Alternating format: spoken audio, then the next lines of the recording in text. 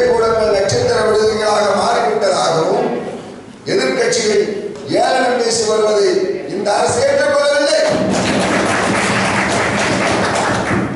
ஏனெனில் இதன் மூலம் பல்வேறு இளைஞர்கள் சுய வேலை வாய்ப்பை ஏற்படுத்திக் கொண்டு வீர தீர பராக்கிரம செயல்களில் சினிமாவை மிஞ்சும் வகையில் உயிரை துச்சமென மதித்து செயல்படும் விதம் அபாரமானது. அத்தகைய இளைஞர்களின் செயல்களை கொச்சைப்படுத்துவது சிறுபிள்ளைத்தனமானது. மேற்கண்ட சமூக நல காரியங்களில் ஈடுபடும் இத்தகைய இளைஞர்களுக்கு வீர தீர பராக்கிரம விருது அளிக்க இந்த அரசு முடிவு செய்துள்ளது. மேலும் காவல்துறை அதிகாரிகளுக்கு உதவும் வகையில் அவர்களை காவல்துறையின் நண்பர்களாக்கி புதுச்சேரியின் தீராத சட்டம் ஒழுங்கு பிரச்சனையை தீர்ப்பதற்கு இந்த அரசு பாடுபடும். இதை விட அற்புதமான ஒரு விஞ்ஞானபூர்வமான திட்டத்தை யாருமே கொடுக்கலையா? கிரிமினல் ஆக்டிவிட்டீஸ்ல இருக்கிறவங்களை காவல்துறைகளுக்கு நண்பர்களாக்கி சட்டம் ஒழுங்கு கட்டுப்பாட்டுக்குள்ள கொண்டு வருவதற்கு ஒரு அற்புதமான அறிவியல்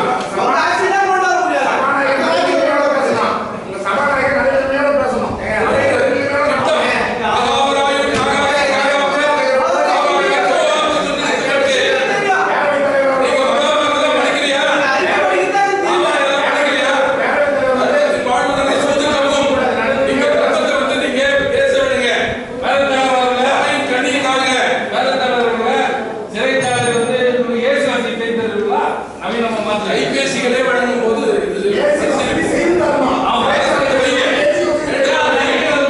அரசுக்கு நீங்கள்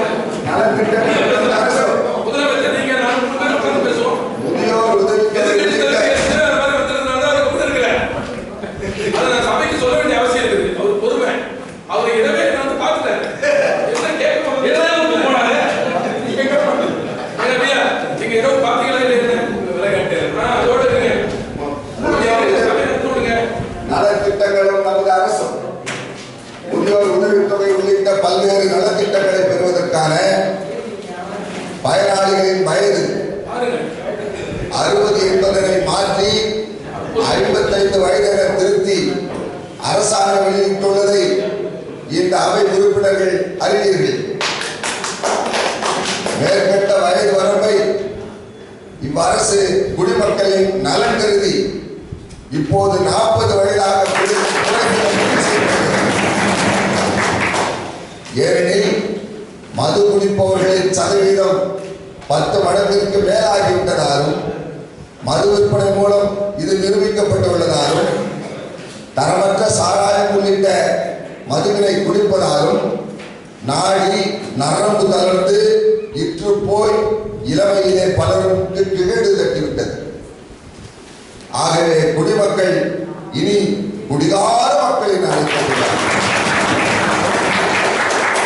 அவர்களின் உருவத்தையும் தோற்றத்தையும் உடல் ஆரோக்கியத்தையும் கணக்கில் கொண்டு முதியோர் உதவித்தொகையினை 40 வயதில் வழங்கிடலாம் என இந்த அரசு முடிவு செய்தது.